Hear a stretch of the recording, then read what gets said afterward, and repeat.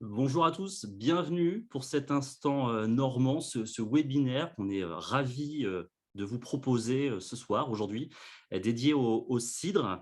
On va parler cidre pendant une heure et quart, une heure et demie avec Dominique Hutin. Bonjour Dominique. Bonjour. Merci d'avoir accepté notre invitation pour venir parler du cidre, des cidres même, je crois qu'on va en parler plus tard. Pour vous présenter, si jamais je dois le faire encore pour les gens, les ambassadeurs de la Normandie qui nous regardent, qui sont là avec nous ce soir. Dominique Hutin, normand de naissance, normand aussi de cœur, né en Seine-Maritime, je crois, expatrié de l'autre côté dans le Cotentin, journaliste dans l'émission On va déguster sur France Inter, amoureux du cidre, c'est bien ça? Je sais bien résumé. C'est bien résumé. C'est Avec exactement vous ça. merci d'avoir accepté l'invitation. Avec vous, pendant une heure et demie, on va parler du cidre, des cidres en Normandie. N'hésitez pas, si vous avez des questions, bien évidemment, vous les posez sur le chat. On se fera un plaisir de les relayer à Dominique, qui sera un plaisir également de nous répondre. Et la première question, tout simplement, c'est que j'ai envie de vous demander, on parle souvent du cidre, on l'associe à la Normandie. Est-ce qu'on peut dire que le cidre est normand? Alors, c'est une question qui a souvent rythmé beaucoup de conversations, des chamailleries aussi, avec nos voisins bretons, par exemple. Ce qu'on sait, ce qui est avéré de manière sûre, c'est que la première mention écrite du cidre se trouve être normande. C'est pas de ma faute, c'est écrit comme ça. C'est comme ça, les Voilà, faits. c'est les faits. 1082, donc on entretient quand même un certain héritage. Ce qu'on sait aussi, et là ça c'est un fait historique, c'est le travail d'un historien qui s'appelle Laurent Ridel, qui est allé un peu travailler cette question-là et qui, d'abord, a identifié ces mentions-là et qui suggère, qui rapporte quand même qu'au XVIe siècle, nous avions des forêts sauvages un peu partout en Europe. Donc, il est difficile pour une région de revendiquer spécialement l'héritage, la naissance du cidre. C'est vraiment un geste collectif. Après, oui, on sait qu'on doit un lourd tribut aux Basques qui ont apporté des greffons de variétés qui sont venus enrichir notre patrimoine végétal, même l'ensemencer au final. Mais l'empreinte première écrite, c'est la Normandie. Pour le reste, il vaut mieux rester prudent et accorder un geste collectif. On ne va pas aller plus loin du coup sur le côté historique. Ce qui nous intéresse surtout, c'est le récit moderne du Contemporain, cidre. bien sûr. Est-ce qu'on peut dire aujourd'hui que le cidre, les cidres connaissent une véritable dynamique nouvelle, qu'il y a un renouveau du cidre? Ah, oui, oui, je pense même que c'est un marqueur essentiel. Alors, ça n'est pas un tropisme normand, ce que vous convoquez là, la modernité de la chose, c'est une tendance mondiale, en fait. Tendance mondiale qui est articulée avec deux éléments. La première, c'est on réclame, on veut des boissons fraîches. Alors, par boissons fraîches, il faut comprendre plutôt légères, élégantes, légères, aériennes, peu alcoolisées, peut-être. Et puis, le deuxième pan de cette tendance-là, ce sont des boissons carbonatées. En fait, derrière ce terme un peu barbare, simplement, ça veut dire des boissons effervescentes. Et si on fait un peu l'examen de ce qu'est le cidre, ça répond bien à l'idée d'une boisson faiblement alcoolisée, ou moyennement alcoolisée en tout cas, et d'une boisson bulle, aérienne. Alors, justement, le côté faiblement alcoolisé du cidre, est-ce qu'aujourd'hui c'est un atout, c'est un inconvénient quand on veut promouvoir, vendre le cidre? Non, si on met le mot aujourd'hui dans la question, dans la phrase, c'est clairement un atout. C'est clairement un atout. La société, d'ailleurs, quand on regarde depuis les années 60, la société entière a revu son rapport à l'alcool. On a connu l'alcool comme rite d'intégration. Finis ton verre, tu ne bois pas, tu n'es pas des nôtres. Et puis aujourd'hui, c'est plutôt la peur du gendarme qui va considérer le rapport à l'alcool. Donc vous voyez, tout ça va être tout ce paysage-là, toute cette société, toute cette culture de l'alcool, les valeurs ont été inversées, d'une part. Ça, c'est le premier pan. Le deuxième pan, c'est qu'on voit des gens qui consomment moins. On a même des gens qui consomment zéro. Et on voit arriver des boissons très, très contemporaines aussi qui sont extrêmement faiblement alcoolisées. Donc tout ça, oui, ça entre en résonance. C'est clairement un atout aujourd'hui. Et si on veut le résumer, c'est quelque chose qu'on a, comme je disais tout à l'heure, c'est ensemencé depuis les années 60. On boit moins, on boit mieux. Le vin de table, le vin du paysan, le vin de l'ouvrier, le cidre du paysan, le cidre de l'ouvrier, toutes ces boissons-là, elles ont été un peu envoyées par le fond, les boissons du labeur, les boissons du quotidien. Et aujourd'hui, on boit du vin d'appellation contrôlée, on boit du vin de culture, on boit du vin de RTT. Vous voyez, on a vraiment l'image, les besoins, l'utilisation des boissons ont beaucoup changé au fil des évolutions de la société. Vous disiez, on boit moins, on boit différemment, mais est-ce que les consommateurs, il y a des nouveaux consommateurs de cidre? Alors, il y a des nouveaux consommateurs de cidre, oui, parce que le tissu des producteurs a changé, mais celui des consommateurs a changé aussi. Si on veut faire un parallèle qui serait facilement intégrable, parce que tout le monde ne connaît pas ce qui est foncièrement le cidre, foncièrement une boisson normande, je vais prendre un parallèle avec le vin. Il y a eu une évolution majeure. On peut prendre 3 parallèles. Le premier, c'est celui du rosé. Le rosé, avant, c'était une boisson, une demi-boisson, blanc, rouge, on ne sait pas très bien. On se permettait même de mettre des glaçons dedans, voilà, pour le pervertir. C'est un sacrilège. C'est Joker. Joker. Donc, on a le rosé qui était une boisson ultra saisonnalisée, hein, une espèce de demi-vin, etc. Aujourd'hui, vous voyez, même dans les rayons des supermarchés, vous voyez des rayons à l'année de rosé, c'est un marqueur assez intéressant. On considérait que c'était destiné à des populations particulières, peut-être des femmes, justement. Aujourd'hui, vous pouvez, dans n'importe quelle pizzeria, trouver 2 commerciaux à cravate qui vont dire un petit rosé, on travaille cet après-midi. Supposément, c'est faiblement alcoolisé. Et puis, une fois qu'on a désaisonnalisé, une fois qu'on a trouvé des nouveaux consommateurs, tout ça n'était possible que si on avait progressé techniquement. Et le rosé a fait vraiment, réellement, cet effort technique. Si on veut faire un deuxième parallèle, on peut prendre par exemple les vins d'Auvergne, les vins du Jura, les vins de Savoie, qui sont une espèce de petits Eldorado du vin, qui ont porté leur voix à la capitale, et ça a été le fait non pas des grands ensembles, et pendant longtemps l'univers du cidre était dominé par des grandes coopératives, mais c'était le fait du geste des indépendants, leur créativité, leur dynamique, etc., etc. Ça, c'est quand même des éléments assez importants. Le troisième élément, c'est la quête des vins naturels. Les vins bio, il y a quelques années, en pionnier, etc. Et maintenant, les vins naturels, donc plus bio que bio, on agencera ça comme on voudra. C'est une question qu'on ne va pas pouvoir épuiser aujourd'hui. Mais cette quête de vin naturel. Donc, si on fait la somme de tout ça, désaisonnaliser comme le rosé, trouver des nouveaux consommateurs comme le rosé, progresser techniquement comme le rosé, avoir une dynamique pour porter le discours vers la capitale, comme les vins d'Auvergne, les vins de Savoie, les vins du Jura, et enfin la naturalité. Si vous faites la somme de tout ça, vous avez l'histoire du cidre qui trouve des nouveaux publics, qui va pouvoir, grâce à cette somme d'éléments, conquérir des gosiers peut-être un peu nouveaux. Puis de toute façon, la pyramide des âges, elle s'effiloche par le haut. Voilà, les aînés disparaissent. Et donc, il faut trouver des nouveaux consommateurs. Et c'est en ça que le site peut séduire, parce que voilà, il a su se recomposer, parce qu'il y a de la naturalité, parce que techniquement, il est meilleur et plus précis. Quand on a préparé ce webinaire, je vous ai parlé du cidre, le cidre, et vous m'avez corrigé. Vous m'avez dit, on ne dit pas le cidre, on dit les cidres. C'est vrai que moi, je suis normand, j'ai toujours dit le cidre, et vous m'avez corrigé. Pourquoi est-ce qu'on doit dire les cidres? Alors, il y a l'ADN du cidre, j'en parle moi-même en termes génériques. Du cidre, c'était une boisson familiale, d'économie domestique, de consommation ultra-locale dans la cour de ferme, etc. Donc, au final, on ne le nommait pas spécialement. Moi, vous l'avez dit, moi je suis né en Normandie. Mon grand-père me dit, tu prends le broc, tu vas chercher la boisson. Quelque chose qu'on ne nomme pas la boisson, etc. Donc on parle de cette histoire-là. Après, toute la communication interprofessionnelle, elle a été un peu rabougrie, un peu enfermée en une espèce de terme un peu générique, le cidre. Le cidre, est-ce qu'on dit le vin? Je ne crois pas. Quand on va au restaurant, on a une carte des vins avec des nuances de rosé, de blanc, de rouge, des puissants, des légers, ceux qui vont avec le poisson, bon, etc., etc. Non, nous, dans l'univers du cidre, on avait rabougri, on avait enfermé. Or, aujourd'hui, on a même des cartes, on peut les montrer, on a des signes d'appellation d'origine contrôlée, alors avec des pionniers comme le Pays d'Auge qu'on va trouver dans le Calvados, qui déborde un tout petit peu, par exemple, sur l'Orne. On a eu le Poiré d'Onfront dans le sud, beaucoup sur l'Orne, une toute petite partie sur la Manche. Et là, pour aller vite, si on veut le dire simplement, c'est le Poiré d'Onfront, donc c'est un cidre de poire.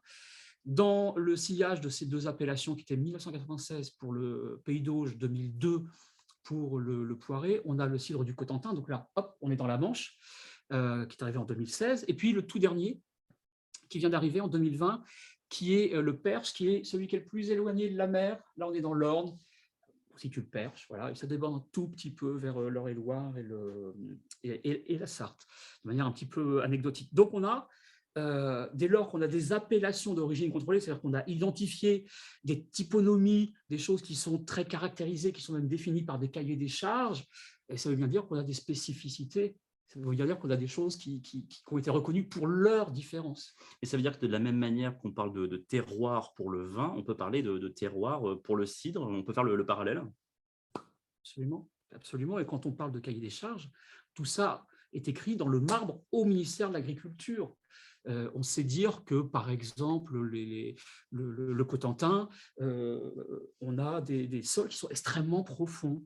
Voilà, ça va permettre notamment d'enraciner bien les arbres. On sait dire que dans telle autre zone, on va avoir tel type de sol, tel type de géologie. On sait que les arbres vont se plaire plutôt là, etc., etc. Les cahiers des charges excluent certaines zones parce qu'elles sont trop sableuses. Donc oui, le rapport à la géologie. Et puis par terroir, on peut aussi inviter la question de la climatologie. Si on prend le Cotentin, on sait qu'on est un peu balayé par les vents, on sait qu'on a quand même une influence maritime très forte. Et puis à contrario, à l'autre bout du spectre, par exemple, si on prend le Perche, comme je disais, celui qui est le plus éloigné de la mer, les contingences de géologie, le rapport à l'eau aussi, parce qu'on a des nappes, on a une présence de l'eau qui est très forte. Si on fait la somme de tout ça, on a un terroir qui est beaucoup plus tardif, qui se récolte éminemment plus tard que les autres régions. Donc, tout ça a un sens. Tout ça a un sens. C'est vraiment la notion du terroir dans la manière qu'on le considère dans l'univers du vin. Autre similitude avec le vin, le millésime. Est-ce qu'aujourd'hui, il existe des cidres millésimés de la même manière qu'on va acheter une bouteille de Bourgogne ou de Bordeaux qui est millésimée, millésimée si j'y arrive. Voilà. C'est strictement la même chose dans le sens où on est dans les deux cas dans une activité météo-dépendante. Voilà. Comme je disais tout à l'heure, le ferment de tout ça, c'est quand même une boisson qui ne se racontait pas ou peu, qui était produite d'une manière un peu empirique. Cette année, il est bon. Cette année, il est moins bon. Bon, voilà. Et il fallait vider le tonneau pour accueillir la récolte suivante. Donc, on ne s'épanchait pas, on ne mettait pas foncièrement en bouteille, etc. Et puis, avec cette progression technique, le fait qu'on ait commencé à avoir des œnologues qui ont été, il y a 25 ans, dans les chambres d'agriculture, le fait qu'on ait commencé à réfléchir, le fait aussi que les exploitations qui étaient d'abord en polyculture, le fait que les exploitations se soient spécialisées, donc ça veut dire que les producteurs ont mis toute leur énergie, leur temps, leur argent aussi, leurs sentiments en direction d'une production qu'ils ont voulu toujours plus pointue. Donc on a une meilleure connaissance et puis on s'est appliqué d'une année sur l'autre à examiner ce que l'on faisait. Et oui, on a des grands millésimes, des grandes années, simplement parce que la météo, par exemple, s'y prête très bien. Et puis on a des années un peu plus difficiles à mener où là, c'est plutôt le talent du producteur qui va être mis en œuvre pour tirer le maximum du potentiel de l'année. Et par exemple, on vient de faire, là, pour le cidre Cotentin, je viens de faire la première grille, la première carte des millésimes, chose qui n'existe pas. Il y a une espèce de vide, alors que c'est très bien accepté, c'est même demandé dans l'univers du vin. Il y avait cette espèce de vide énorme, énorme. On ne nommait pas les millésimes. Et on sait dire que voilà, on a des grands millésimes. Les 2015 vont se garder très longtemps en cave, les 2020, pareil, les 2021. C'est comme le vin, c'est un millésime difficile à mener. Donc voilà, toutes ces nuances-là, oui, ça y est, maintenant elles sont installées. Ça contribue à l'image du cidre, donner ces lettres de noblesse aussi, le fait d'avoir un millésime. Clairement. Et avec une double lecture, je pense, vis-à-vis du producteur lui-même, l'exigence qu'il va se poser, la mémoire technique, la mémoire de son domaine, la mémoire de la météo, tout ça, ça va construire une culture, l'édification d'une culture. Et puis, ça a aussi une autre répercussion chez le consommateur qui va peut-être, puisque vous avez convoqué la figure du vin, qui va, parce qu'on a le millésime sur la bouteille, faire le parallèle, cet anoblissement au final. Et quand on parle de millésime, on parle aussi de la patine. Pourquoi est-ce qu'on garde des bouteilles de vin dans la cave? C'est dans l'espoir qu'elles évoluent, qu'elles prennent en profondeur, qu'elles s'anoblissent. Si je finis cette phrase, si je la répète, je vais remplacer le mot vin par le mot cidre. Est-ce que, alors moi je pose beaucoup de questions, mais si vous avez des questions, n'hésitez pas à poser vos questions sur le chat. On partagera ces questions avec Dominique Hutin avec plaisir. Est-ce qu'il y a une résonance particulière? On le voit depuis quelques années, liée au confinement. Il y a cette importance du consommer local, du manger local, du consommer local. Est-ce que ça s'inscrit? Est-ce que le cidre entre en résonance avec cette volonté de consommer local? Oui. Alors c'est un peu cruel. C'est une question qui est très juste. Elle est cruellement juste, je trouve, parce que oui, le local, je ne vais pas vous faire l'affront de dire quel sens ça a. Tout le monde a un peu saisi les enjeux qui se logeaient derrière cette question-là, mais c'est aussi cruel dans le sens où moi, de par mon métier, je m'intéresse beaucoup au vin depuis longtemps. J'ai été enquêteur gastronomique pour des guides et des choses comme ça. Donc, il m'arrive de prendre langue avec des cuisiniers, et évidemment, les éléments de langage, vous les avez entendus, je cuisine de saison et je cuisine local, ce qui est plein de sens, qui est pétri de plein de vérités importantes à porter, et je suis tout à fait raccord avec ça. Le seul problème, c'est que souvent, ces professions de foi, lorsque moi je les interroge un tout petit peu, lorsque je vais un peu plus loin, je dis ben, c'est très bien, j'entends local et de saison. Est-ce que je peux regarder ta carte des boissons maintenant? Et là, souvent, tout s'effondre, parce que pour pister le premier cidre, il faut passer la carte des vins, passer les bières, les sodas, donc des boissons industrielles. Et parfois, à la fin, on trouve perdu un petit soldat, là, cidre, 5 lettres, avec un prix, pas de millésime, un produit anonyme. Donc, où sont les boissons locales? Voilà. Alors, heureusement, des restaurateurs ont pris un peu la mesure de cette question-là et ont magnifié, ont un peu restauré la place légitime du cidre. Alors, ça veut dire l'agencer différemment, la carte. Ça veut dire peut-être, est-ce qu'il ne faut pas, sur des cartes des boissons, mettre le cidre en première page? Parce que quand on le met à la fin, de toute façon, le choix du vin a déjà été fait. Donc, on ne va pas aller le chercher, comme si on allait le chercher à la cave, aux oubliettes même. Ce n'est plus la cave, là. Ce sont les oubliettes. En le mettant en première page, on saisit les esprits. Si on est en Normandie, ben oui, on va convoquer on a des touristes qui peut-être viennent chercher un peu de vérité dans l'assiette, ils vont trouver aussi dans le verre. Donc, présentez-les, montrez-les, dites-les en première page. Et on peut prendre aussi des exemples patents qui, je trouve, sont assez réussis. On a un restaurant dans le Sud-Manche qui s'appelle le Sillon de Bretagne. Oui, bon, mal son nom, mais il est dans le dernier village avant de passer en Bretagne. Il est près du Mont-Saint-Michel. Voilà. Donc, le Sillon de Bretagne, vous ouvrez la carte des vins, vous allez trouver, très classiquement, Alsace, Bordeaux, Bourgogne, Beaujolais, et là, pouf, Normandie, avec 10 ou 15 cidres, et puis on continue, Rhône, Val-de-Loire, etc. Donc, vous voyez, une place naturelle, c'est traité d'égal à égal, charge aux touristes ou aux clients, aux convives, de faire son choix. Mais au moins, on les donne à montrer, on les donne à voir. Ça, c'est important. Et encore, là, vous parlez de la place du cidre dans la carte des vins, et des fois, il y a la dernière page, mais encore, il est présent sur la dernière page. Moi, il m'est arrivé d'aller au restaurant et de ne pas avoir le moindre cidre sur la carte des vins, ou alors si, mais c'est dans les crêperies. On propose le cidre dans les crêperies. Il n'y a pas un problème aussi, le fait que certains restaurateurs, même en Normandie, ne proposent pas de cidre sur leur carte des vins. Ben là encore, c'est cruellement vrai. Vous avez convoqué la figure de la crêperie, parfois avec une espèce de folklore d'un autre âge. Alors bon, peut-être qu'on cherche des figures un peu rassurantes, comme lorsqu'on va dans une pizzeria, on cherche une proposition qui est très typée. Bon, ça, je peux très bien l'entendre, mais il y a quand même quelque chose, c'est que le cidre ne coûte pas très cher. Je n'ose pas encore dire pas assez cher, même si je le pense. Je le pense. Et donc, peut-être que certains restaurateurs peinent à s'intéresser au cidre parce qu'en termes de coefficient, c'est moins intéressant. Il y a cette dimension-là.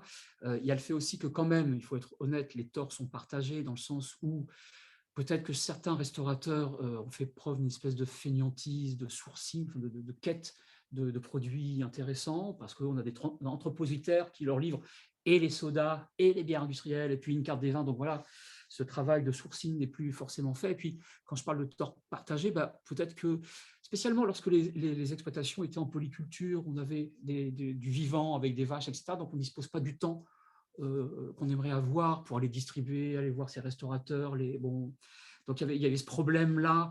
Il y a eu aussi le problème de la stabilité technique où quand un restaurateur ouvre une bouteille et qu'il repeint son client avec la moitié de la bouteille, bon, il le fait une fois, 2 fois, 3 fois, et après, évidemment, ça crée des fâcheries, le cidre disparaît un petit peu du paysage. On est passé par ça, et c'est ce qui explique une forme de désertification des cartes en termes de cidre. Aujourd'hui, les progrès techniques, dynamique commerciale, je pense qu'on a guéri l'essentiel de ces mots-là. Il y a encore beaucoup de travail à faire. Alors justement, est-ce que, et j'en profite, hein, si vous avez des questions, n'hésitez pas à les poser, notamment dans l'onglet discussion de Zoom, est-ce qu'il y a des pistes aujourd'hui pour justement aménager ces cartes des vins pour que le cidre y trouve toute sa place? C'est pour moi c'est un peu comme pour les cavistes, en fait. On peut faire le parallèle. Quand je disais tout à l'heure, montrez-les, proposez-les. Ça, c'est la première chose. N'invisibilisez pas le cidre, sinon personne ne va penser à le demander. Par contre, on peut penser à l'utiliser différemment. On peut bousculer un petit peu la manière dont il est considéré, le sortir du champ de la galette, etc. On sait aujourd'hui faire des accords formidables. Je parlais de produits locaux, essayer des extra bruts avec des huîtres. on entretient des frontières maritimes en Normandie qui sont tout à fait formidables. On a un rapport à la mer. On a plein de cidres du Pays d'Auge qui vont formidablement bien avec les plats en crème, etc. Donc c'est le talent normand. Tout ça, on sait le faire. Mais on peut aussi installer le cidre avec une place un peu, peut-être un peu différente, qui serait, pourquoi pas, la dimension apéritive. La dimension apéritive, ça permet notamment de détailler la bouteille un petit peu différemment. Souvent, pendant longtemps, un certain nombre de restaurateurs avaient peur d'ouvrir la bouteille et de la perdre parce qu'on n'avait consommé qu'un verre. Ça peut être vrai, c'était lorsqu'on avait des cidres assez peu stables. Aujourd'hui, d'abord, on a des bouchons, un peu à l'image du champagne, qui permettent de reboucher et de préserver l'intégrité de la bouteille. Et puis, J'aime le fait de comparer le cidre au champagne, j'aime beaucoup. oui, et puis d'ailleurs, vous verrez, même que parfois les codes visuels de l'étiquette peuvent trouver des choses assez similaires dans les deux univers. Mais on peut aussi emprunter à l'univers de cette mode qu'est la mixologie, c'est-à-dire tous les cocktails, par exemple. Euh, D'abord, les consommateurs avec des strates d'âge différentes, tissu urbain, tissu rural, etc., se sont intéressés aux cocktails. Donc, ça veut dire qu'on peut faire des cocktails avec des signes de manière facile, puis ça en fait une valeur d'étonnement, accessoirement. Pour le restaurateur, c'est un outil intéressant pour bousculer, proposer des choses un petit peu nouvelles. C'est aussi pour le restaurateur une manière d'agencer, de faire vivre cette bouteille de cidre, de la valoriser différemment aussi, parce que vous connaissez le prix des cocktails, c'est quand même des produits qui sont extrêmement bien valorisés. Donc ça, ce sont des solutions. La dimension apéritive, le cocktail, ça peut être aussi, comme on l'a dit au début, comme c'est une boisson fraîche, donc légère, carbonatée avec des bulles, on peut clore un repas, et notamment accompagner un plateau de fromage avec des cidres et retrouver une forme de légèreté. Voilà. Donc voilà, on peut agencer ça, et je pense qu'il faut faire confiance aux restaurateurs qui ne sont pas suspects de faire n'importe quoi, qui réfléchissent à la manière de faire vivre et leur établissement, de satisfaire leur clientèle, et puis même leur plaisir personnel. Le restaurateur, il a besoin lui-même de s'étonner lui-même, de restaurer un peu, de renouveler ses propositions. Donc le site peut participer à tout ça. Alors, on a une question de Christine qui visiblement vit dans le pays de Caux. D'ailleurs, si vous aussi, vous venez de nous rejoindre sur ce webinaire, n'hésitez pas à poser vos questions à Dominique Hutin, il sera un plaisir de vous répondre. Et Christine nous demande, est-ce qu'il existe, on a parlé du pays d'Auge, on a parlé du Cotentin, on a parlé du Perche, est-ce qu'il existe un cidre dans le pays de Caux? Est-ce que le pays de Caux est une terre de cidre? Bravo Christine, vous anticipez quelque chose qui se trouve être dans les tuyaux. Moi, je suis né dans le 76, donc les cidres de mon enfance viennent du 76. Et le Pays de Caux, oui, le Pays de Caux entretient même, si on prend la Seine-Maritime, un petit temps d'avance sur peut-être d'autres bassins. Et ils sont déjà dans les tuyaux d'une réflexion pour obtenir un peu l'image de ce que j'ai convoqué tout à l'heure, et le Perche, et le Cotentin, et le Poiré-Donfront, et le Pays d'Auge, pour avoir une appellation d'origine contrôlée. Alors, c'est un travail qui est extrêmement long. Ça veut dire prendre langue avec l'administration, le ministère de l'Agriculture, dépêcher des commissions d'experts qui sont des fois issus d'ailleurs du monde du vin, qui vont examiner ce qu'on disait tout à l'heure, par la géologie. Est-ce qu'il y a des typicités de variétés de pommes? Est-ce qu'il y a du sens à protéger ça? Est-ce qu'il y a une unité? Est-ce qu'il y a... Voilà, tout ça, c'est vrai, c'est constaté, c'est en cours. Voilà, c'est un chantier qui est en gestation. Je n'ose pas parler en temps administratif à la place de l'administration, je le redis, c'est l'appellation Cotentin, il a fallu un travail de 20 ans pour l'obtenir, tout comme celle du Perche. Donc, mais n'insultons pas l'avenir, c'est en cours.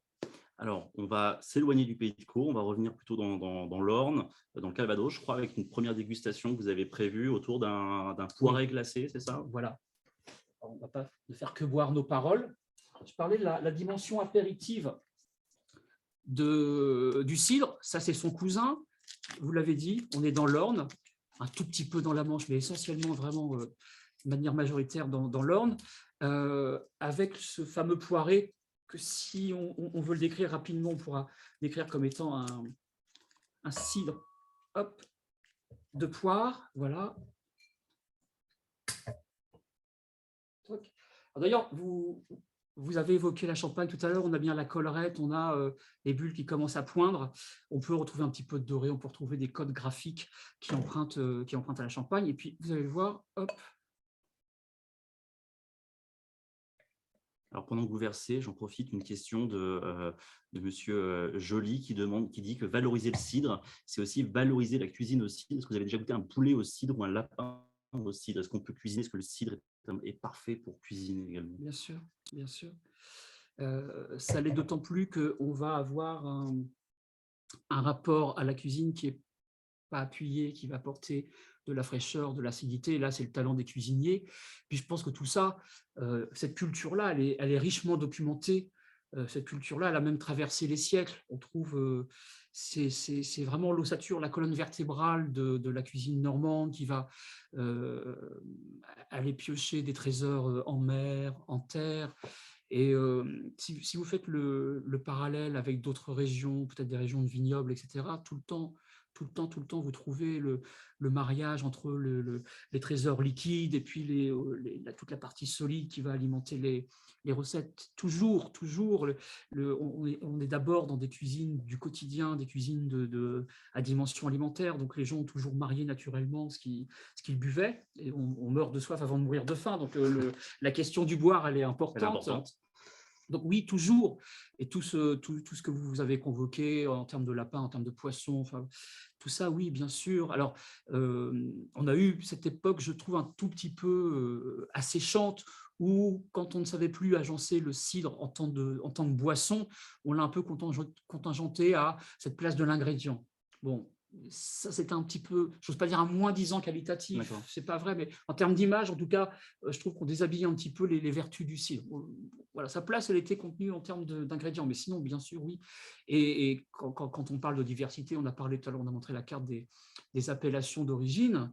Là, on va le voir, déjà, on le devine avec ce poiré, on a des choses qui Alors, sont on est où là scintillantes. avec ce poiré Donc, glacé là? là, on est dans l'Orne, on est dans l'Orne, avec un paysage tout à fait formidable, avec des grands poiriers, etc. Et ça va dire la diversité un peu de tout ça, parce que si vous convoquez le cidre cotentin, qui lui est très très différent, alors il emprunte un peu la même couleur, cette espèce de jaune-là, mais le cidre cotentin, il a la gueule de l'endroit où il est.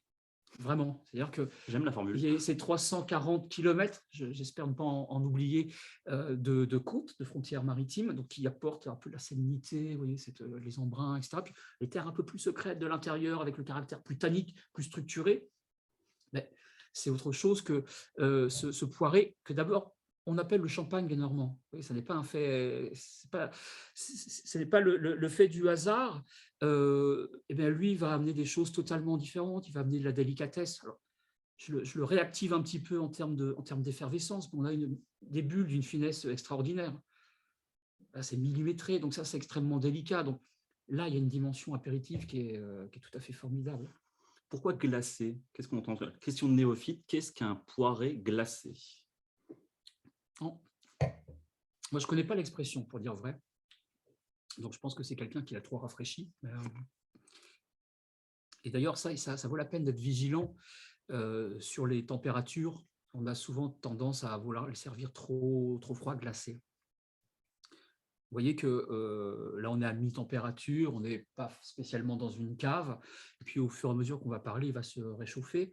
Et c'est souvent des choses qu'on ne prête pas comme vertu au cidre ou au poiré. Là, en l'occurrence, le poiré d'Onfront, c'est qu'ils évoluent avec la température. Moi, j'ai certains de mes cidres et certains de mes poirés que je carafe. Parce que comme les vins, ils ont besoin de s'aérer, exactement, de se décontracter, ils ont besoin de respirer. Quand vous connaissez l'aile ou la cuisse, on va parler un peu de culture. La scène finale où on fait tourner le verre en prenant l'air sérieux, on l'oxyde. C'est un rapport à l'air pour l'aider à se révéler. Quand on le carafe, on va inviter le liquide, le poiré, le cidre, à être logé dans une carafe avec un grand cercle, une grande surface d'aération, c'est la même chose. On va l'oxyder, on va le révéler. Et lorsqu'on fait aussi, alors qu'il y a d'une élégance moyenne, vous me pardonnerez, je fais entrer de l'air. Je ne m'y risquerai pas. Voilà, c'est un geste de spécialiste. Je ne le suis pas. Mais ça, c'est aussi quelque chose qui le fait bouger. Donc, c'est un produit vivant, c'est un produit qui va évoluer au fur et à mesure de l'évolution de la température. Vous pouvez le servir, par exemple, très frais, pas glacé, très frais en apéritif. Il va se réchauffer un peu. Vous pouvez aller sur des des entrées délicates.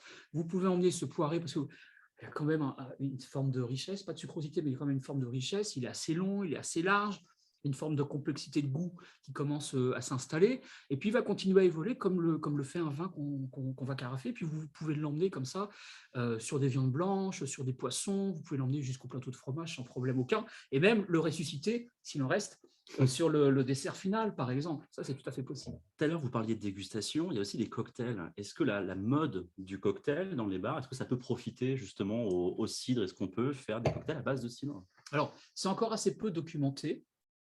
Vous pouvez, on a quelques talents normands d'ailleurs, qui sont ou en Normandie ou à la capitale.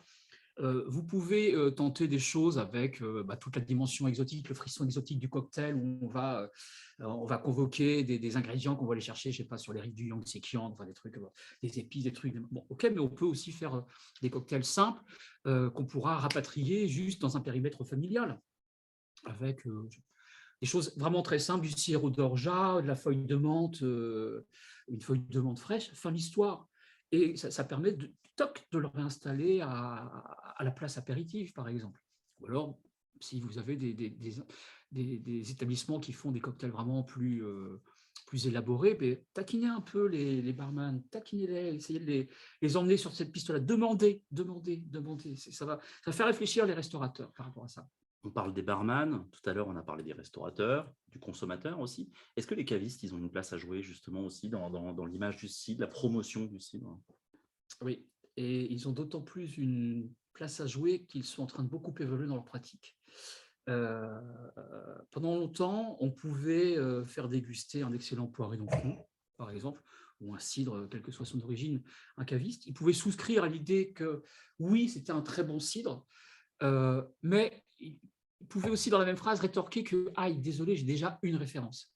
Vous voyez comme c'est cruel? J'ai déjà une référence. Et en fait, cette référence, elle prenait la poussière pendant 11 mois et demi, en attendant l'hyper-consommation du début d'année avec la galette des rois, la chandeleur, etc., etc. Donc ça, c'était l'espèce d'enfermement, au final, avec le geste, l'achat obligé, d'ailleurs, et puis après, le reste du temps, on oubliait le cidre. Voilà. Caviste comme consommateur.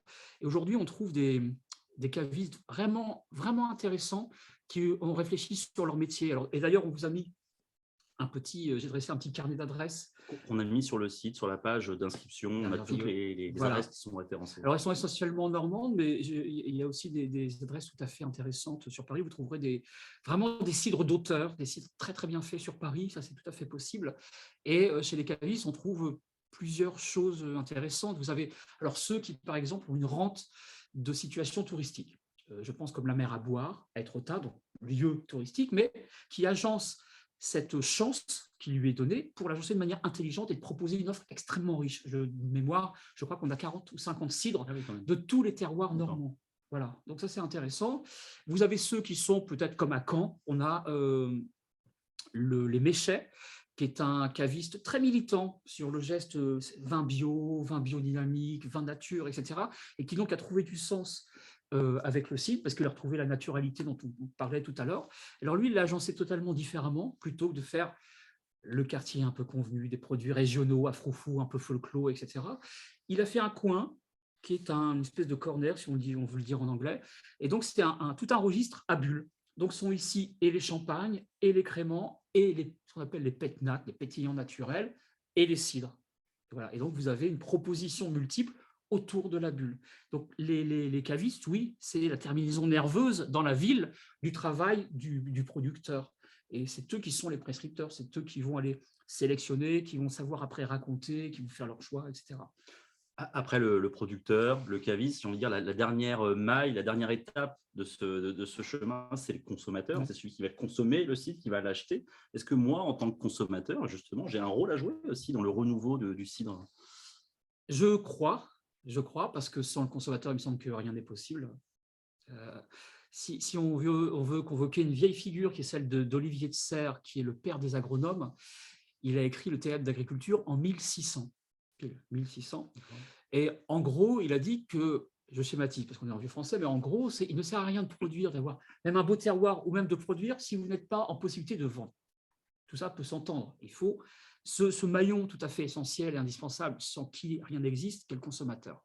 Ça, c'est obligé. Et le consommateur, aujourd'hui, il est à même de formuler des choix, d'avoir des exigences, les considérations environnementales, par exemple, ça c'est assez important, sur des questions de prix, de positionnement, de qualité intrinsèque, et notamment, on parlait des crêperies qui, pour certaines, s'installent dans un geste un peu folklorique. Il n'aura échappé à personne qu'on a pris soin de déguster dans des vrais verres.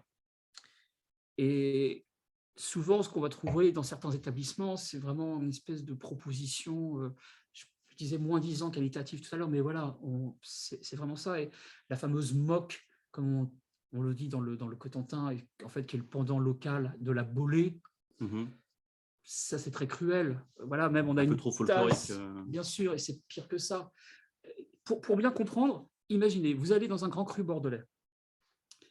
Le vigneron va vous faire goûter le travail d'un an. Il a travaillé un an, élaboré, il a passé son vin en fût, etc. Donc, il s'apprête à vous le faire goûter. Il vous présente son vin et vous allez dire « Ah non, non, moi, est-ce que je pourrais avoir un bol, s'il vous plaît, pour déguster ?» Ça devient l'idée de personne. Et pourtant, quand vous allez dans une crêperie, qu'est-ce qui se passe? Quand vous voulez boire quelque chose, on vous sert un bol. Vous voyez la forme, si c'est resserré, on a un enfermement, les arômes sont emprisonnés, ils sont magnifiés, le buvant est fin, l'équilibre du pied compte sur la manière dont les bulles vont entrer dans la bouche. Ici, le bord est épais, les arômes s'en vont. C'est un non-sens en termes de dégustation. Donc, sans épuiser entièrement la question du consommateur, il se doit déjà d'avoir cette forme d'exigence-là. Quand vous allez dans une crêperie ou n'importe quel établissement, demander un vrai verre, qui peut être un verre à vin, tout simplement, et même à la maison. Ça, c'est une première exigence. Les autres exigences à former, c'est peut-être l'information. On a beaucoup parlé des cartes des boissons tout à l'heure, on a parlé des cas trop nombreux de cidres qui sont orphelins de leur nom, qui sont orphelins de leur millésime, qui sont couchés de manière un peu anonyme. Le soldat inconnu, cidre, soyez exigeants, mais qui est-ce qui l'a produit, quel millésime, etc. S'intéresser au produit, s'intéresser à l'histoire du produit. Bien sûr.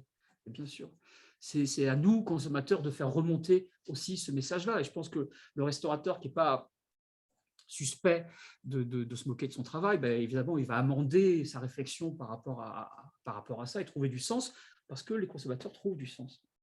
Quand je pense cidre, j'ai forcément des images. Quand j'étais petit, avec mon grand-père, on consommait le cidre du coin, soit le cidre du grand-père, soit le cidre du voisin. Et c'était ça, le cidre.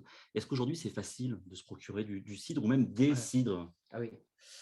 La distribution, ça a longtemps été un frein, vrai, avéré, vérifiable, encore vérifiable. On a parlé tout à l'heure des cavistes qui entretenaient un cheptel d'une cuvée de cidre.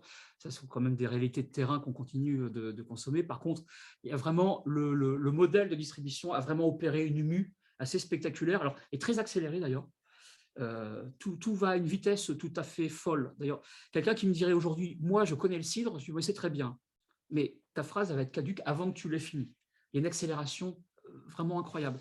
Et cette accélération, tout le modèle de distribution n'en fait pas l'économie. J'ai parlé des cavistes qui entretenaient des rayons cidre avec 10, 20, 15, qui sont souvent des cavistes bio ou nature d'ailleurs. Ça, c'est en tissu urbain. En tissu rural, vous trouvez aussi des cavistes qui ont bien compris que plutôt que cacher le cidre, il y aurait du sens à le mettre devant. Et puis, au-delà de ça, on vit une époque numérique, et on a toute une constellation de sites internet. Alors, soit des cavistes en ligne très traditionnels, qui ont trouvé du sens à rajouter une colonne à vendre des cidres. Il y a l'offre qui s'est vraiment distinguée, et on a même des sites qui sont entièrement tournés sur le cidre. Donc ça, le prétexte de l'éloignement géographique ne tient plus. Où que vous soyez, vous pouvez trouver les meilleurs des cidres. Autre aspect de cette modernité qui est lié au cidre, c'est aussi le conditionnement du cidre. C'est que pendant longtemps, le cidre, c'était une bouteille de 75 centilitres. Aujourd'hui, on peut le consommer comme on va consommer une bière dans une petite bouteille de 25 centilitres. Oui. Alors, la bouteille traditionnelle de cidre, ce qu'on appelle une champenoise, vous faisiez le parallèle avec la champagne tout à l'heure, mais voilà, ça y trouve du sens, c'est la même bouteille. Elle a une raison d'exister qui est d'abord technique, parce qu'il faut résister à la pression intérieure. Et maintenant, ce modèle unique, on s'en est un petit peu affranchi. Vous allez trouver par exemple des plus petits conditionnements avec des 33 centilitres. Vous allez trouver même alors des canettes. Alors les canettes aujourd'hui, c'est un peu problématique parce que c'est forcément comme la bière industrielle, des produits qui ont été gazéifiés avec du CO2 exogène. Bon, mais c'est en tout cas un format pratique. Les 33 centilitres en verre peuvent être quand même en prise de mousse naturelle parce que pour faire du cidre, il y a plusieurs territoires techniques possibles. Et le talent de ces bouteilles de 33 centilitres, c'est le fait qu'on ait, grâce à elles, pu plus facilement installer le cidre en terrasse, par exemple. Vous pouvez, hop, commander, s'il vous plaît, je voudrais un cidre. Alors que commander une bouteille, culturellement, c'est un petit peu plus compliqué lorsqu'on est seul, comme on le fait sans autre forme de procès pour une bière, au final. Et puis, une fois qu'on a convoqué la figure de la bière, forcément, il y a un autre parallèle avec le cidre pression, où là aussi, vous avez des cidres qui peuvent être gazéifiés, mais aussi des cidres en prise de mousse naturelle, même s'ils sont un petit peu rares. Mais en tout cas, il y a cette facilité d'accès. Un des talents de la bière, c'est le fait qu'on n'a pas d'appellation d'origine, c'est facile, on ne prend pas la tête. Bon. Et donc, le cidre, lui aussi, est accessible, facilement accessible sous ce registre-là. Et une question intéressante de l'un de nos ambassadeurs de la Normandie sur Zoom, c'est la question de la perte de savoir-faire et de la transmission, justement. Est-ce qu'il y a une transmission du savoir-faire autour du cidre? Est-ce qu'il y a une nouvelle génération qui s'empare de la production de cidre? Alors ça c'est très intéressant. C'est quelque chose… vous avez raison de vous inquiéter de cette question parce qu'elle a longtemps eu cours, elle a encore cours. Heureusement, elle s'effiloche un tout petit peu. Alors d'abord, sur la question des transmissions, on l'a dit au début, on est sur un produit d'extraction rurale avec une transmission qui est une transmission d'empirisme. Voilà. Or, on a en Normandie le lycée du Robillard, qui est le seul établissement en France qui dispense une formation cidricole. Elle est d'autant plus intéressante qu'elle est même modulable. C'est-à-dire que si vous nourrissez un projet cidricole d'ouvrir une cave dédiée au cidre, vous pouvez très bien ne choisir que certains modules de connaissances. Si, à contrario, vous voulez vraiment vous installer en production, vous pouvez suivre tout le cursus. Ça, c'est le Robillard, c'est dans le Calvados. Avec une véritable expertise, le Robillard qui accueille des étudiants du monde entier, Oui. des Japonais. On a un article justement sur choisirlanormandie.fr qui parle du Robillard et qui est vraiment super intéressant pour découvrir toute l'histoire et la technicité du Robillard. Exactement. Et ça permet accessoirement de rescander le fait que certes, il y a du cidre dans pas mal de pays différents, notamment anglo-saxons, mais qui continue d'incarner l'excellence, puisqu'on parle de savoir, de transmission, c'est vraiment la Normandie. On a des pratiques très différentes ailleurs. Donc, on a migré d'une transmission orale qui continue d'avoir cours. Aujourd'hui, on l'a dit tout à l'heure, il y a des œnologues, donc il y a quelque chose, il y a des choses qui sont documentées, il y a des choses qui sont sues, il y a cet apprentissage qui est possible. Et puis, on a vu l'émergence de nouveaux talents, d'une constellation de nouveaux talents qui sont arrivés, qui sont des gens… Alors que ça peut ressembler à ce qu'on a connu avec la bière artisanale il y a une quinzaine d'années, des gens qui changent de vie, qui veulent épouser des carrières avec plus de chair, avec plus d'épaisseur, un retour à la terre, etc. Ben, ça, là, pour le coup, contrairement à la bière, le cidre, c'est un produit de terroir, on l'a dit tout à l'heure, et beaucoup de jeunes, ou moins jeunes d'ailleurs, trouvent du sens à s'installer et à reprendre des exploitations cidricoles. Donc, c'est une manière d'assurer la pérennité du tissu agricole et cidricole normand. Et alors, évidemment, ce qui est assez génial, c'est que ces gens un peu néo, qui viennent d'ailleurs, ils peuvent être nés avec les réseaux sociaux, ils ont mené d'autres vies, ils ont voyagé, ils ont connu le tourisme vert, donc ils viennent aussi avec des idées nouvelles. Donc, il y a une forme de régénération. Ils participent au renouveau aussi. Exactement. Exactement. Est-ce qu'on peut recenser un petit peu tous les différents cidres qui existent? On a parlé de millésime, mais il va y aussi y avoir des cidres le monovariétal. Parlez-nous un petit peu de ce qui existe dans la gamme du cidre. Alors, on peut commencer par le monovariétal parce qu'effectivement, il est un peu exotique. Par définition, le cidre est issu d'assemblage de pommes. C'est-à-dire qu'on a des grandes variétés. De par sa constitution, il est moins fortement alcoolisé que le vin, donc il a besoin peut-être d'être un peu plus protégé. Donc, on va assembler les vertus de différentes familles de pommes pour constituer une boisson qui va résister aux affres du temps, qui va être constituée. Donc, on a des familles amères, des douces amères, acidulées, bon, etc.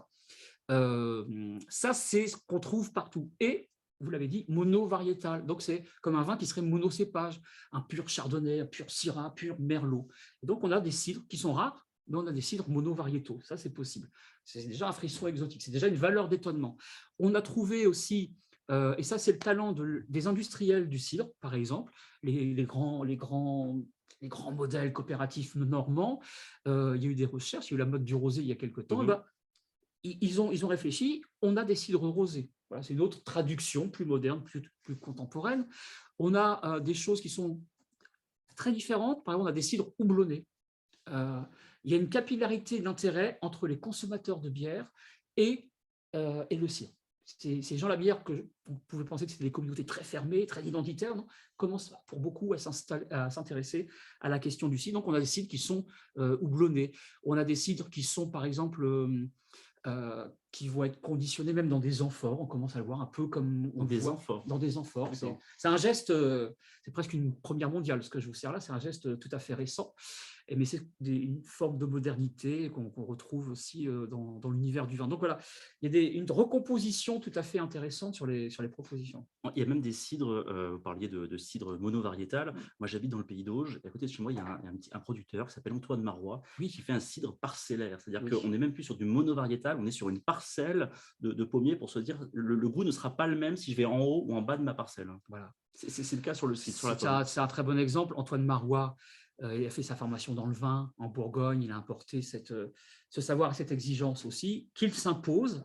Et on a provoqué la question du terroir, des géologies tout à l'heure. Et donc, lui, il a trouvé du sens à faire une cuvée dont il se dit ça va restituer la vérité de ce sol-là, de cette parcelle-là. Donc, on a, oui, en plus des rosés, des houblonnés, etc., on a des cuvées qui sont vraiment l'expression d'une parcelle, comme dans le vin.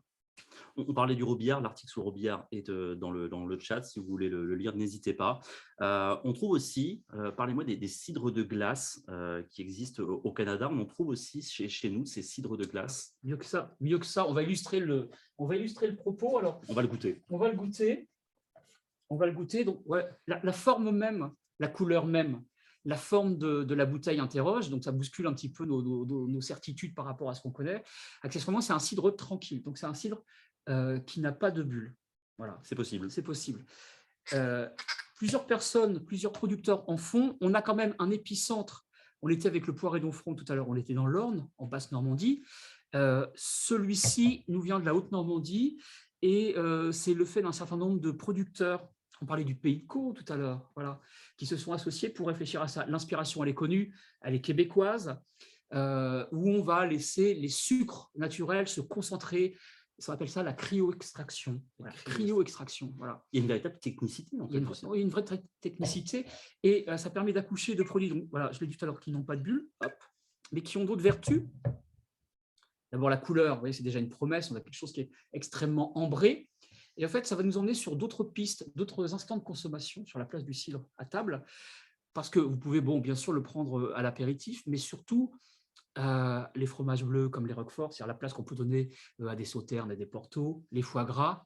Et ça, c'est quelque chose qui a extrêmement bien fonctionné au moment des fêtes, par exemple. Donc, vous avez un cidre, donc je le redis, plat, tranquille, sans bulle, mais avec une forme de sucrosité, et puis aussi une forme d'acidité, puisqu'on a dit qu'on avait des pommes acides qui vont venir un peu équilibrer cet ensemble-là pour en faire quelque chose de digeste, le cidre de glace. Donc, de la même manière qu'on a des vins qu'on va plutôt associer avec les entrées, avec le poisson, avec le vin, c'est pareil pour le cidre, c'est qu'on peut se faire un repas avec 100% du cidre à table, un cidre pour le dessert, pour l'entrée, pour le plat. Chaque plat a son cidre. Absolument. Alors, absolument.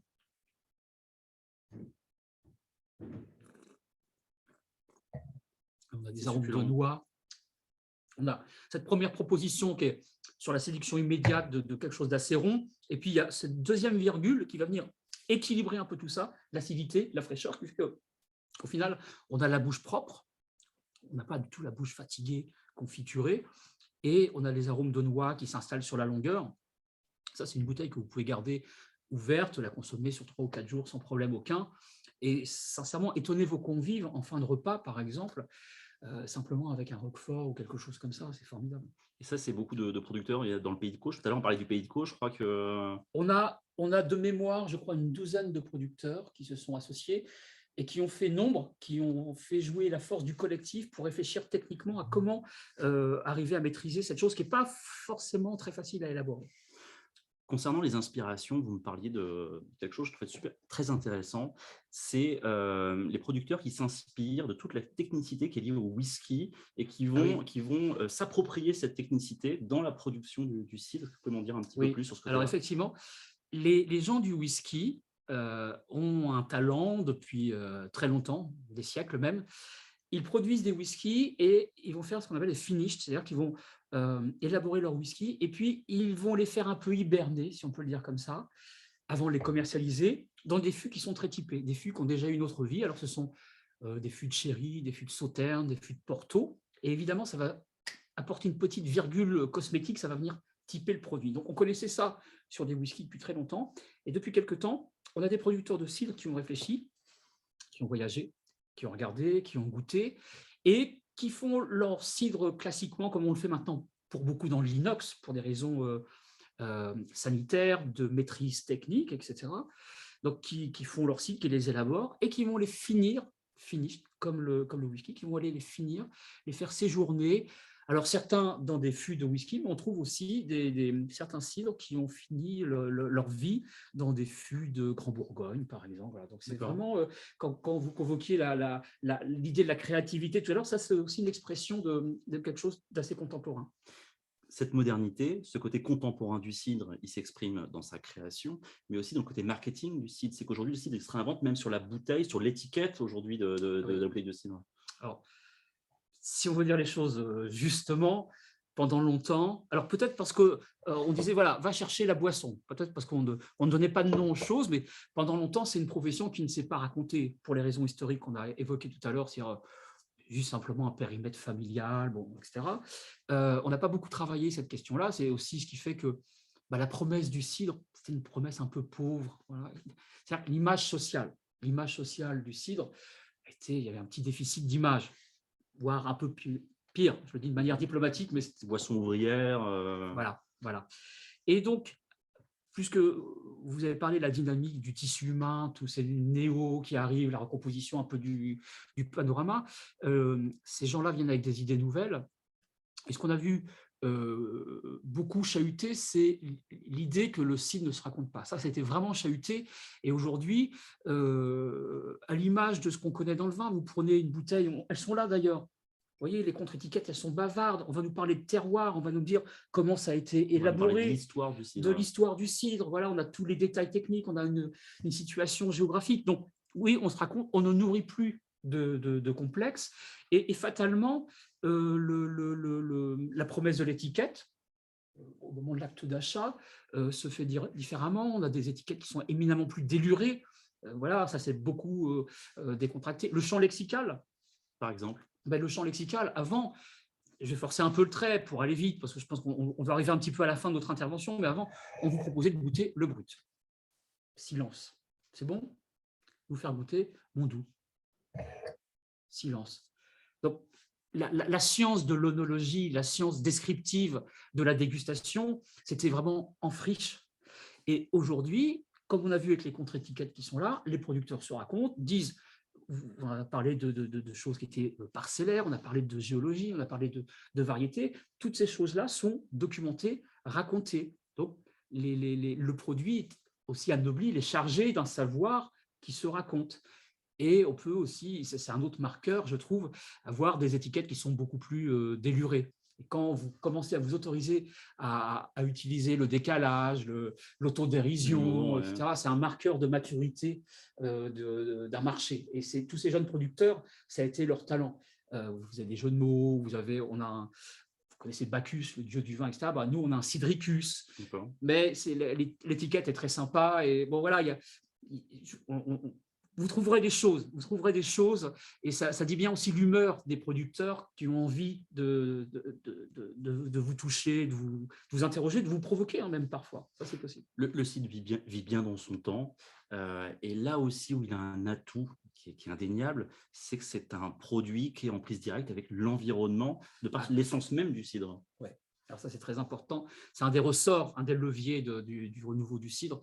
On parle beaucoup de pesticides, on parle, toute la société d'ailleurs est traversée par les considérations environnementales. Euh, le cidre, objectivement, on a quelque chose qui est foncièrement d'extraction naturelle.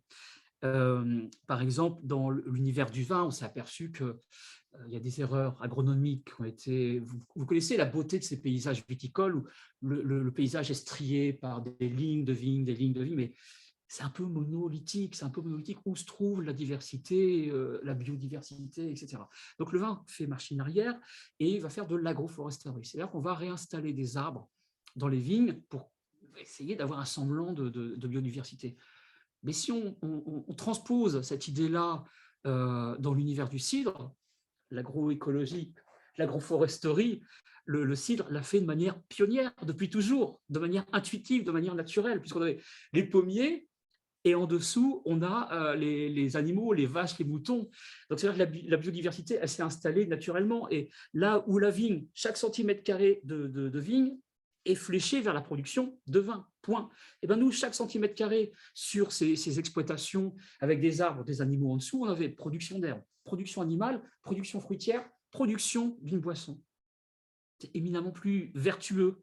Et on peut en faire des éléments de langage, mais non, c'est pionnier, c'est naturel, c'est depuis toujours. On est en plein dedans. Parlez-nous de, vous aussi posez vos questions, n'hésitez pas sur l'onglet de discussion de Zoom. Parlez-nous un petit peu des initiatives nouvelles qui émergent pour porter justement toute cette dynamique autour de ce décidre en Normandie. Alors, les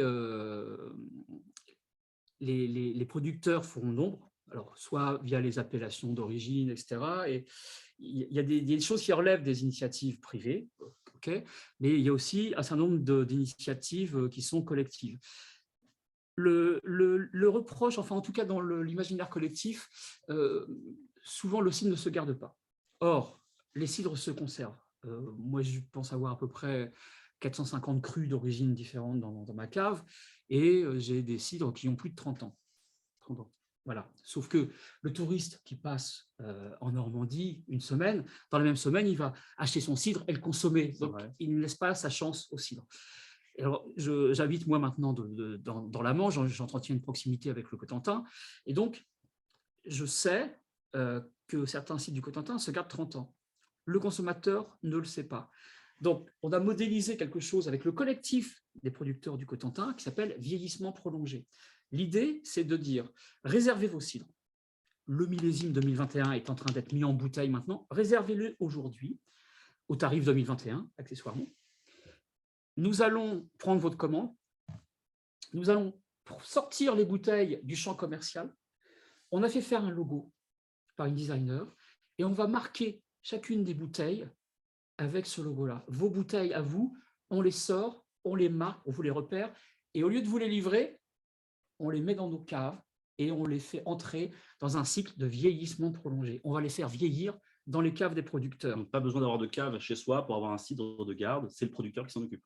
Les gens n'ont pas la culture de la garde, et même s'ils l'ont, ils n'ont de toute façon pas les caves pour le faire. Donc les producteurs s'en chargent dans les conditions optimum.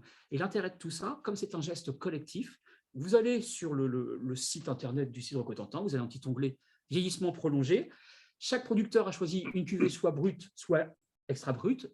Vous avez la cuvée, vous avez le prix, et vous pouvez panacher librement. 3 chez machin, 12 chez bidule, etc., etc. Un seul bulletin de commande, un seul règlement, une seule livraison. C'est un geste collectif, et on peut, de cette manière-là, donner des cidres à goûter qui vont être patinés dans la cave des producteurs. Et alors, je crois que c'est le moment justement de la 3e dégustation de ce millésime ancien, de ce cidre millésimé. Et bien évidemment, j'ai un peu de scrupule parce que moi, je me fais plaisir, je déguste les cidres que vous me proposez. Bien évidemment, on mettra les noms des cidres, des bouteilles pour que les ambassadeurs puissent aussi les déguster avec, je l'espère, vos conseils et vos notes en tête. Alors là, qu'est-ce qu'on va goûter? C'est une capsule. C'est une capsule. C'est original, ça aussi. Voilà. Donc, on a soit effectivement l'expression très tradie du bouchon liège avec sa forme de champignon, comme dans le champagne, où on a, comme on a eu pour le cidre de glace tout à l'heure, vous voyez, encore une autre expression. Et voilà, là, on a une capsule. C'est un choix technique qu'a fait le producteur, parce qu'on sait que la capsule permet de bien préserver les arômes des cidres sur le temps long. Ça, c'est en 2009. C'est un choix parce que c'est un grand millésime du cidre. J'aurais pu vous amener des choses plus anciennes. Voilà, c'est l'heure quasiment apéritive. On en profite. Donc, vous voyez qu'il n'a absolument rien perdu de ces bulles. Au contraire, on a même un magnifique cordon, on a un magnifique col qui se maintient, vous voyez, très longuement. Comme tout à l'heure, on a des bulles des bulles qui se tiennent et surtout un jaune assez magnifique, assez typique de l'endroit. Lui vient du Cotentin. Voilà, justement, je D'accord. parlais de ces cidres qui se conservent. Donc 2009, grand millésime.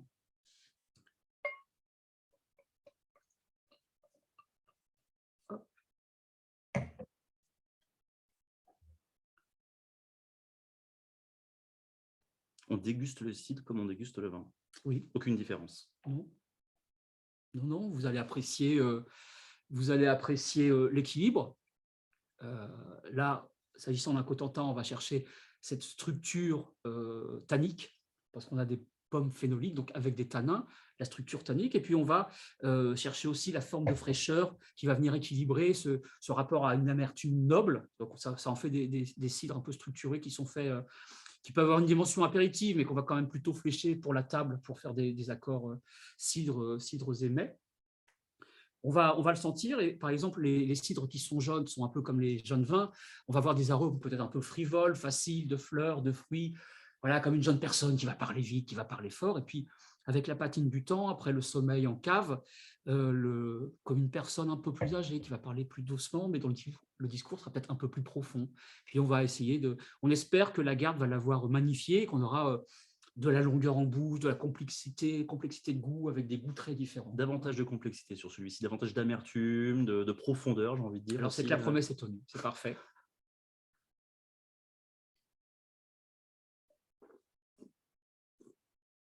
Il vient d'où dans le Cotentin? Il vient d'où exactement celui-ci? Alors, celui-ci, le cidre Cotentin, il y a une zone d'appellation, comme Saint-Émilion, comme Châteauneuf-du-Pape. Elle part du centre-Manche, elle part de Coutances pour aller vers le nord Cotentin. Et ça, c'est vraiment la zone sud. C'est à côté de Coutances. C'est vraiment l'expression la plus sud. On parle du Cotentin, c'est intéressant parce que je crois que vous étiez avec des producteurs du Cotentin pas plus tard que hier à Bruxelles. Vous êtes allé voir nos voisins belges pour promouvoir le cidre. Il y a vraiment ça, la nouvelle dynamique, c'est de s'exporter, d'oser aller voir les consommateurs à l'étranger. Oui, alors évidemment, c'est un geste un peu pionnier pour l'instant, qu'on a entrepris avec le cidre Cotentin, d'emmener un collectif à aller se raconter à l'extérieur. C'est de l'export. Alors certes, c'est un export avec une proximité géographique, c'est un export facilitant parce qu'on a une facilité linguistique aussi, mais certains de ces producteurs, alors là on parle du Cotentin, mais des gens du Pays d'Aude, des gens du Perche, des gens du Pays de Caux, etc., exportent aussi par ailleurs vers d'autres marchés, mais on avait à cœur d'aller porter la culture bulle vers un autre pays de culture bulle, avec la bière des Belges. Et donc, on a emmené le collectif des cidres Cotentin à Bruxelles pendant 2 jours, sur 4 temps différents, où on a rencontré des journalistes et des importateurs, des cavistes, des restaurateurs.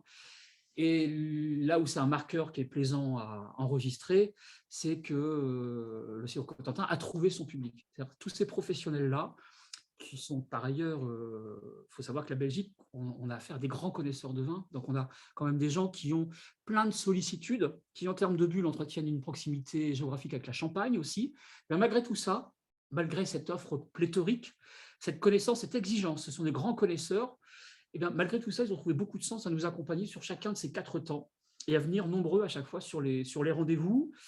Alors, on a défriché aussi, parce qu'en termes de connaissances, on était en terrain un peu neuf pour eux.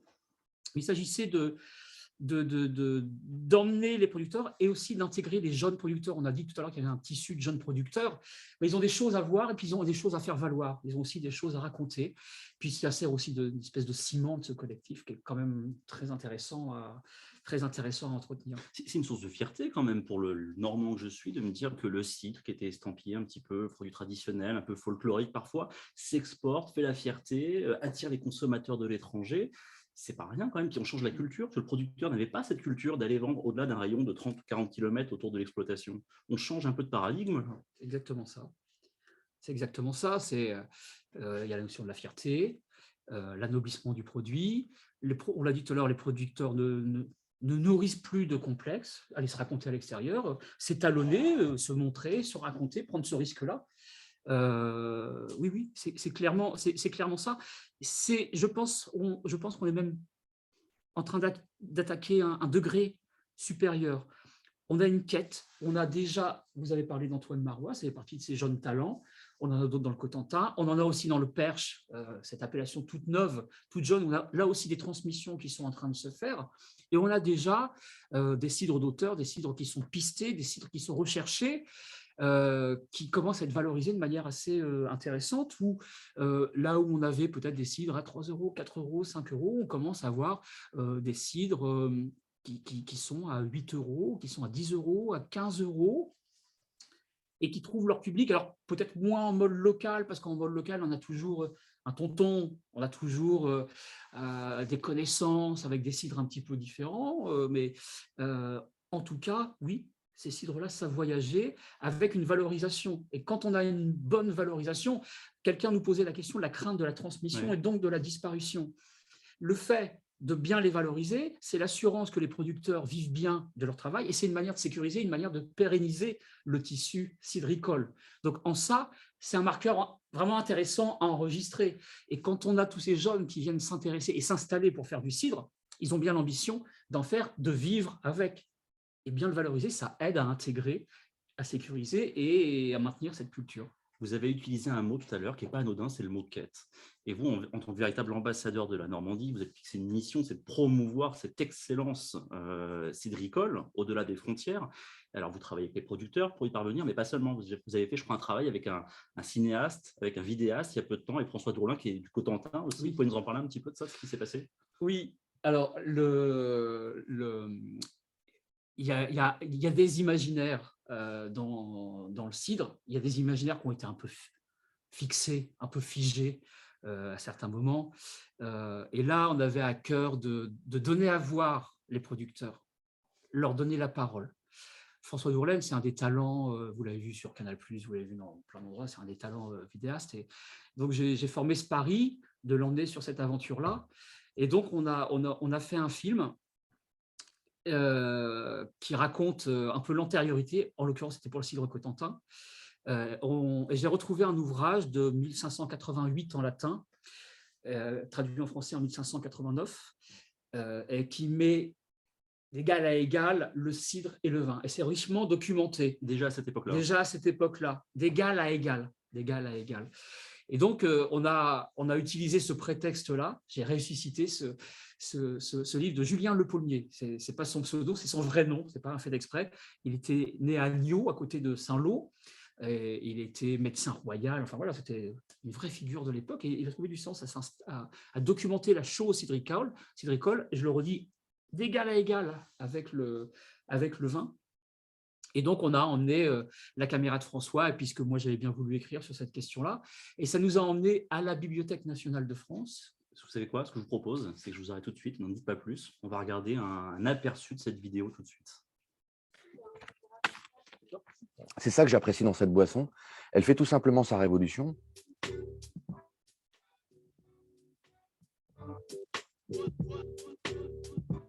Bibliothèque nationale de France, bonjour. Bonjour madame, je suis journaliste et j'aurais voulu vérifier chez vous une piste que je viens de trouver sur Internet. Il est question de cidre.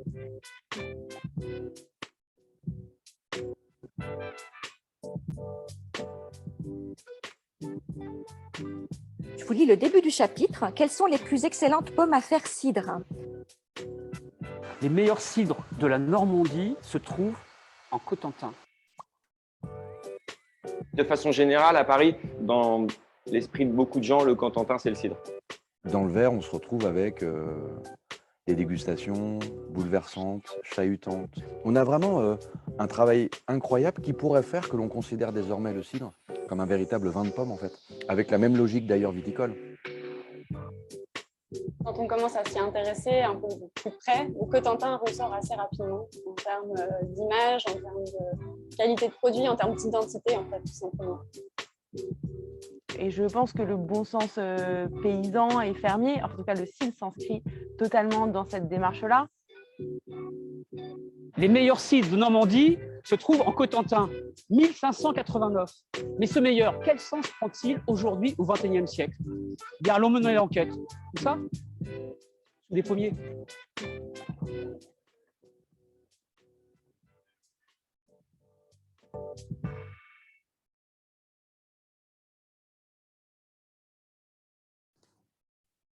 Alors, on n'a pas pu mettre la vidéo en intégralité, mais bien évidemment, on met le lien sur la page d'inscription du site. Donc, si vous voulez voir la vidéo en intégralité, vous pouvez vous rendre sur le site.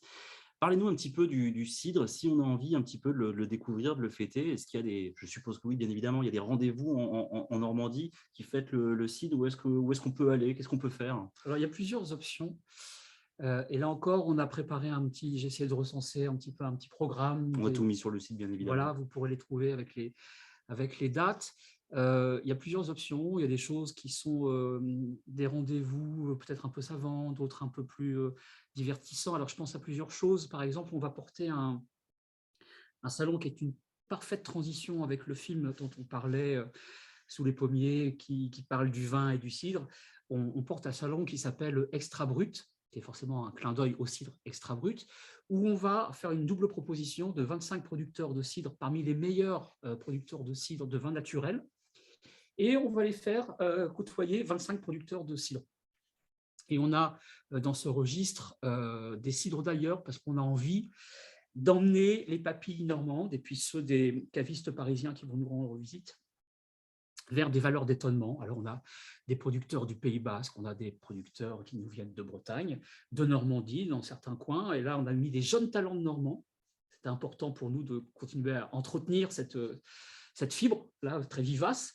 On a des producteurs de cidre qui nous viennent d'Allemagne, qui nous viennent du Portugal, qui nous viennent de Suisse. On avait malheureusement un magnifique producteur ukrainien, mais qui fatalement ne pourra pas nous rejoindre cette fois-ci.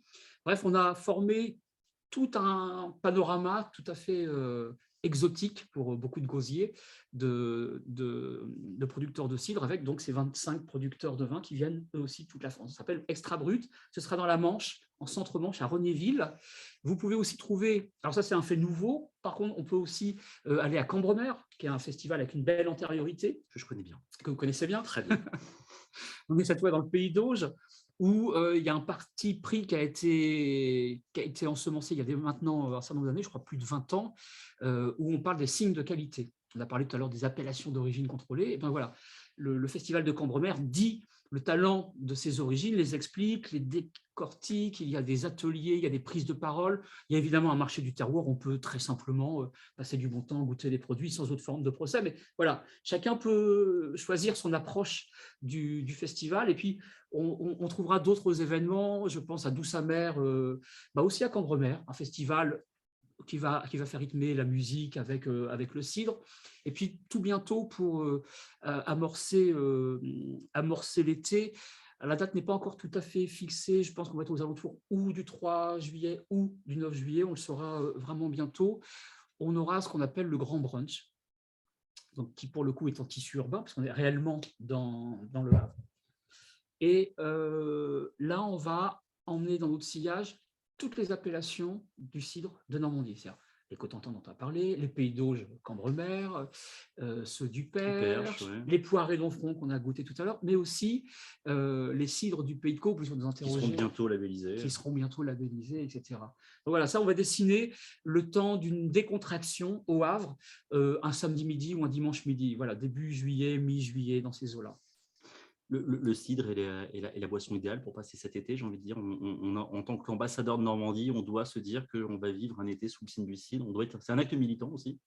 Alors, oui, la saisonnalité, elle est bien identifiée. On l'a dit, on a une boisson carbonatée, donc avec des bulles, ça apporte de la fraîcheur. On a un rapport à l'alcool qui est tout à fait modéré, donc c'est un talent estival.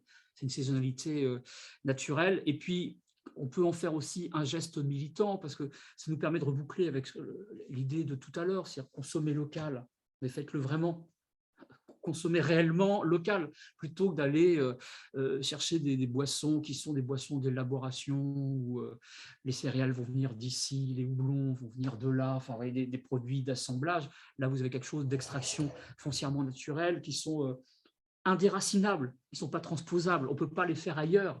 Les variétés de pommes, elles sont d'ici, et quand je dis le ici, c'est vrai en Pays de Caux, c'est vrai dans le Bessin, c'est vrai dans la plaine de Caen, c'est vrai dans le Domfrontais, c'est ici, on ne peut pas les transposer, c'est l'identité du lieu, la définition du local parfaite, on ne peut pas faire mieux. Je crois qu'on pourrait encore parler très très longtemps de cidre avec vous. Ne poussez pas, ne me poussez pas. Malheureusement, le webinaire touche à sa fin. Merci beaucoup de nous avoir Merci de m'avoir invité, raconté merci. cette histoire moderne du cidre. J'espère que vous avez peut-être pas découvert, mais redécouvert le cidre, son histoire, l'histoire de tous ceux aussi qui contribuent à sa modernité. N'hésitez pas pour avoir tous les liens, les adresses de cavistes, d'événements dont vous avez parlé, de cidre aussi. Tout est référencé sur le site.